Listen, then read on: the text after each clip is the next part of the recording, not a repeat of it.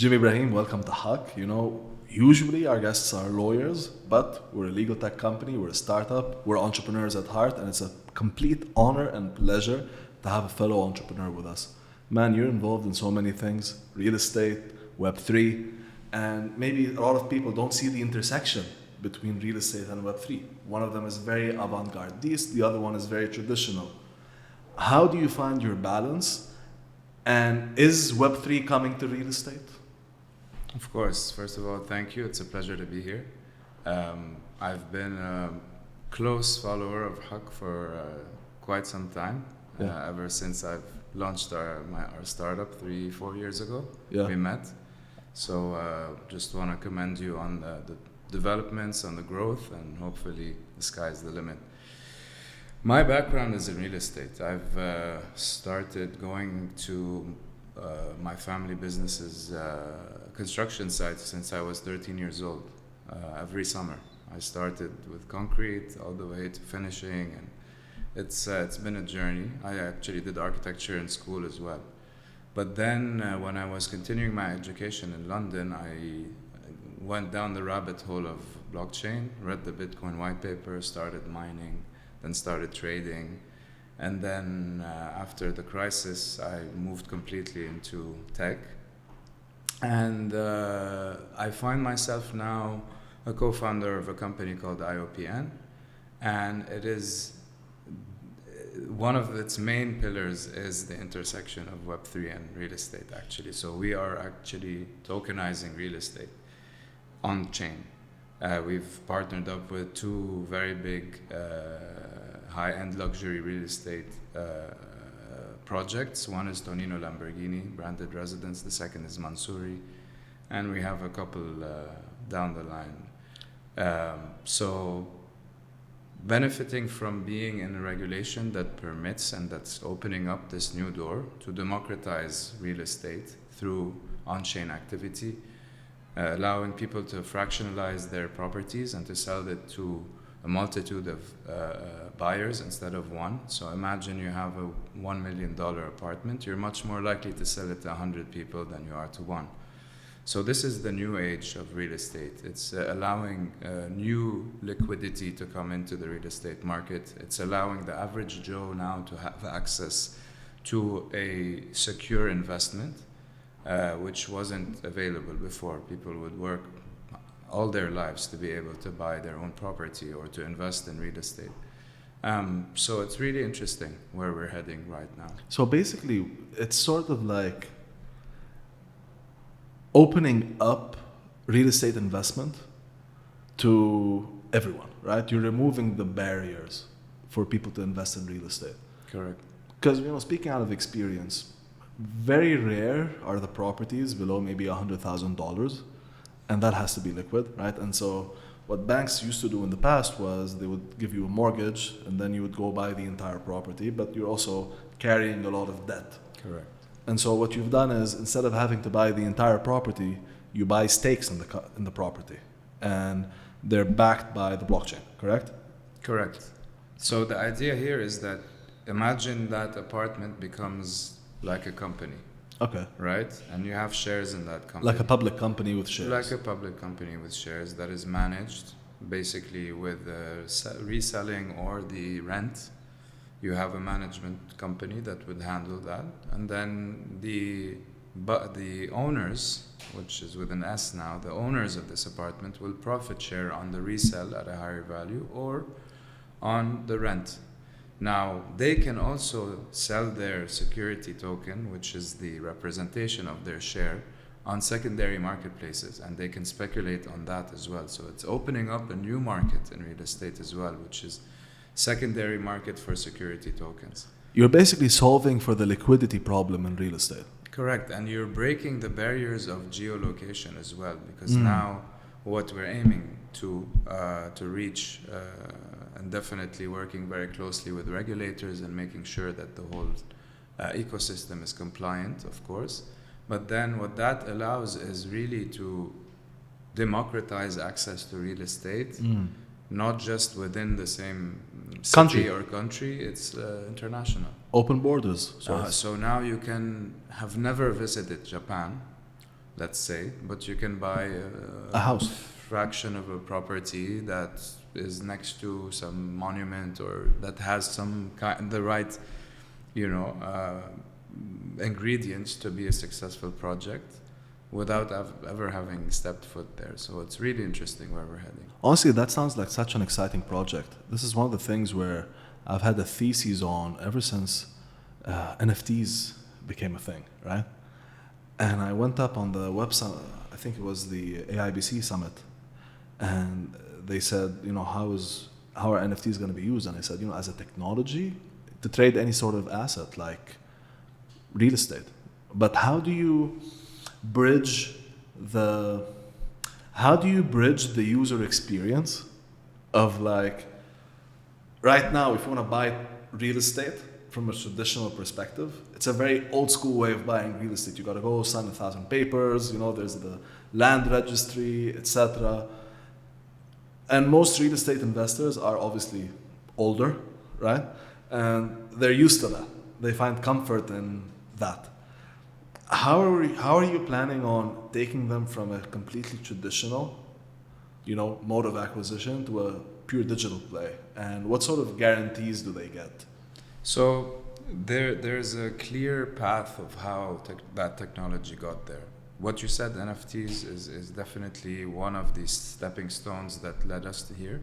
And the core of that is, as a lawyer, I'm sure you're very, very aware. As a legal professional, not a lawyer. As a legal professional.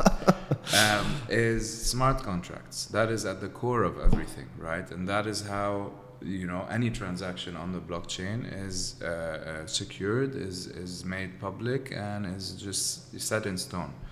So the NFT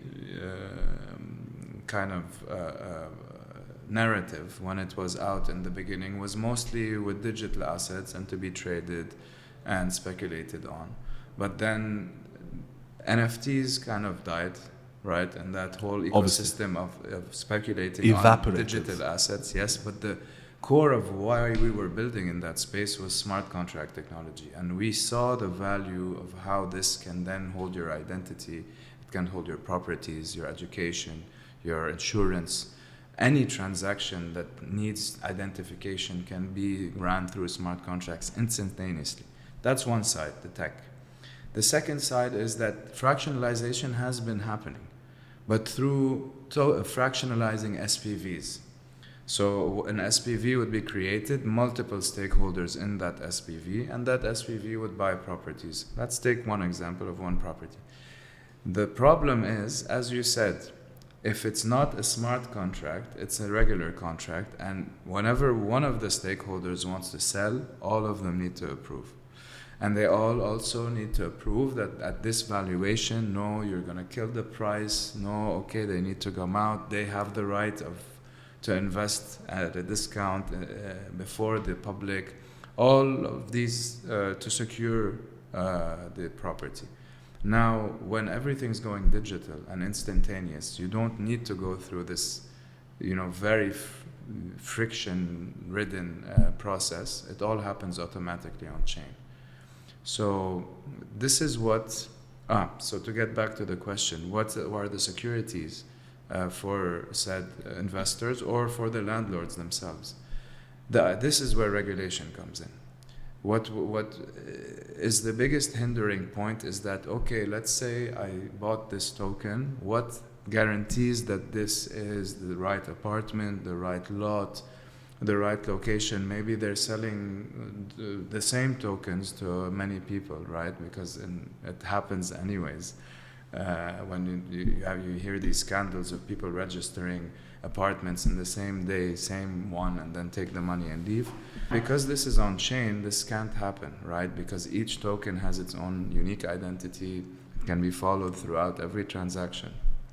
So the government certifying that this now is a path that can be taken is what gives people the security. There have already been a couple of platforms that have done it successfully in partnership with regulatory bodies like the Dubai Land Department or like VARA. So, but it's not quite there yet. So in the next, I think, year, we're going to see a lot of changes. We're going to see this globalization of tokenization, but I feel like the UAE will be the hub of this. I feel like that as well. It's in the right sweet spot between letting you do whatever you want, but also being on the right side of regulators and, you know, away from all the gray stuff that tends to happen in this sort of space. Do you feel like you're gonna have more old people or young people interested in this kind of tokenization process? Is this something for our generation to start owning land? So our generation would be counted as the midpoint, I would say. And like any new technology, you have the tech savvy people that go and The early adopters. the early adopters that are prone to burning their fingers, because with any new technology nothing keeps going Mistakes up happen. and the mistakes happen. I like to call them learning experiences, Yeah. because I truly believe that you either win or you learn, right? And that's what kept me pushing through every single losing opportunity. But then it starts with us, and then institutions, they start catching on, right? And then when they start investing, and when regulators now have to take this into consideration and regulate it, because if it stays in that gray area, somebody else is gonna do it and take that shine, or that there is now an access to over $900 trillion market, which is real estate globally, that is intertwining now with a $4 trillion market, which is the Web3 space. So that intersection will create so many different ripples, and it's something worth considering and keeping an eye on. And this is what the UAE has been, smart to do. Yeah. Is that, there is appetite. We tested. One of the platforms sold their own apartment for 20% less than market price, but it sold in minutes. So that showed you how much appetite there is in this space. What matters is that it's sold, not Yeah. for how much, Correct. right? Because we're proving something. Exactly. Yeah. You know the pizza story, Pizza Day? Yeah. Yeah? Of course. I mean, some guy bought a pizza for 10,000 Bitcoin. Yeah. Obviously, 10,000 Bitcoin right now can buy you a bank, not a pizza. But what matters is someone else It happened. took the money. Correct. Yeah. And that's, I think, a turning point. Honestly, it's very exciting, because I feel like this is one of the few rare ways you can actually innovate and disrupt real estate. Correct. One of the most traditional industries in the world. So disruption proof. I mean, you got cloud, you got technology, you got IoT, you got AI, and none of that is disrupting real estate in the way maybe tokenization will disrupt Correct. real estate. Do you feel like it's going to be more commercial, residential, industrial? What sort of vertical of real estate do you think is going to benefit the most from this technology? I think what the easiest is real estate, residential, right? Because of the rental payments, the regular transactions that happen traditionally, that will make it easier for an early investor to make profit or to see his money grow. When you go more into industrial, it also does work, but it's very specific to the industry itself, right? Because it's not just warehouses of X, it would be something specific, like, let's say, storage spaces at the port, right? And that would, commodity traders would make sense to them, because they have that. Now, something very interesting that might follow is decentralized physical infrastructure projects, like data centers, right? So we also at IOPN or at what we're calling Atlas now, which is an advanced tokenized liquid cooled AI stack, which is in partnership with NVIDIA. We're building data centers that have sovereign data computing in the UAE. The idea is to also tokenize those data centers. So investors can come and own a part of a data center that's operating. And offering data as a GPU power as a service, they can also start making some income from them owning a share of a data center that's computing other people's information and storing their information. So that also is a road that has been discussed in the during NFT days, but now we're seeing it come to fruition. Yeah, you're talking about stuff that was only really dreamed of. When you stopped to talk about this 4 or 5 years ago, people laughed you out of the room, right? Mm-hmm. No one really saw it happening, but now it's happening. And Correct. there's a lot of perseverance that I commend you for, because it's not easy. It's not easy at all, is it?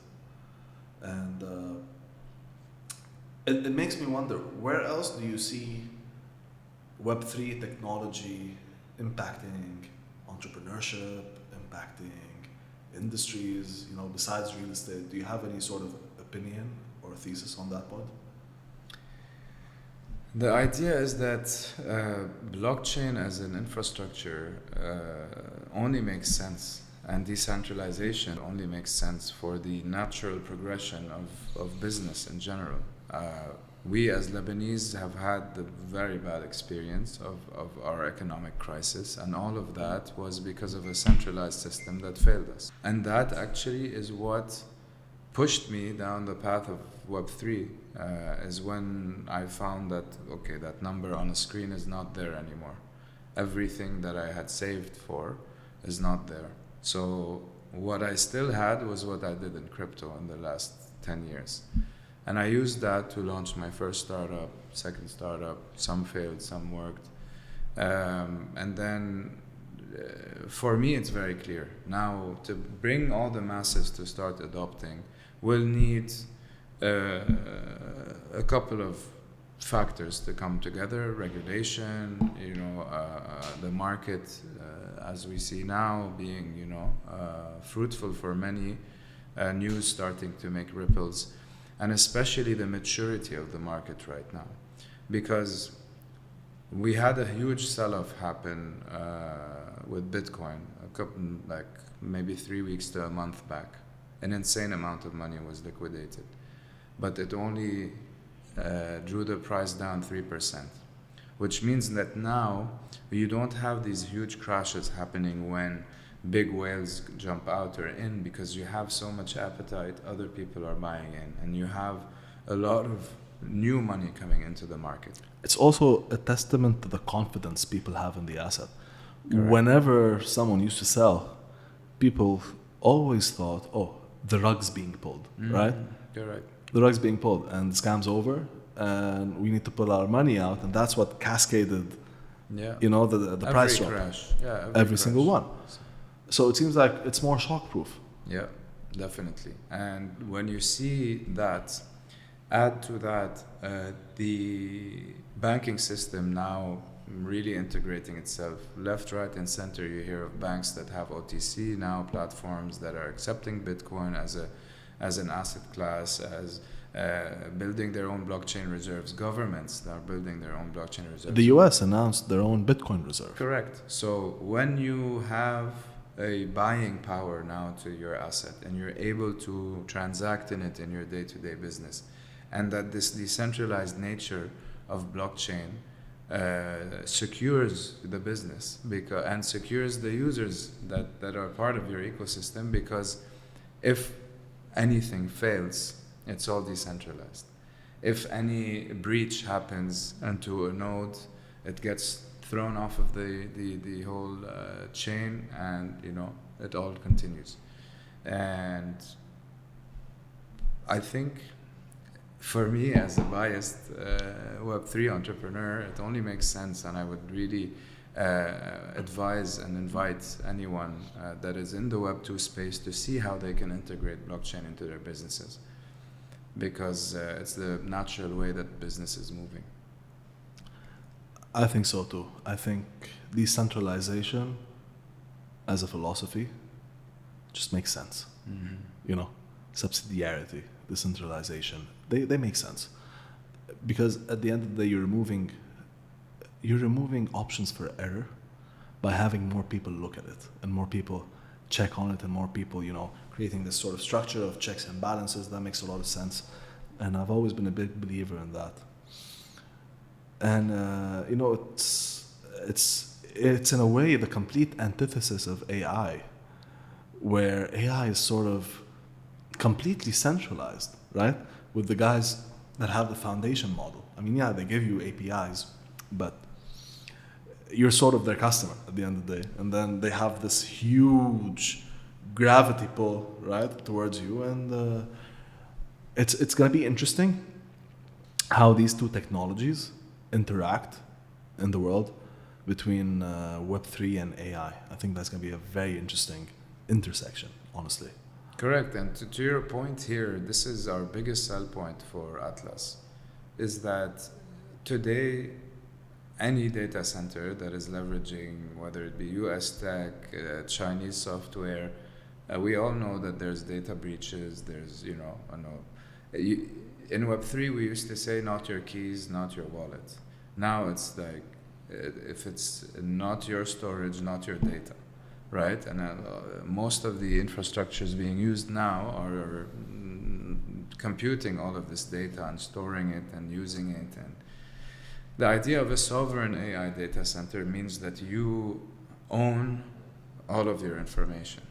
I will never have access to anything being computed on these towers. Even you have the chance as a tokenized data center to own your own towers. You own the storage, they're basically physically limited from each other. Yeah, and every rack, if you are owed 2, 3, 4 racks, these racks would be separated physically by servers, by wiring and everything, so that there's no information that's being leaked from one tower to the other. And we're getting into an age where people are getting more aware of these things, and they see the importance in these things. And we've all heard news of these tens of gigawatts of data centers that are going to get built left, right, and center as well, but we haven't seen anything yet. Why? Because they always reach to that barrier. Is that, okay, who's going to own this information? They've put chips in GPS chips in NVIDIA GPUs because they know that they're being funneled to China, so bypassing the sanctions and everything. So there's still a lot of ambiguity and gray area in that game as well. And we saw that opportunity to partner up with NVIDIA and to secure these data centers for the right people, governments, central banks, working on infrastructures that will support identity, the medical field, so many different use cases. Jimmy, what you're working on is not only impressive, but much needed. It was a pleasure to have you with us on this podcast, and we wish you all the best, man. Thank you so much. Appreciate it. Happy to be here. Thank you, Jimmy.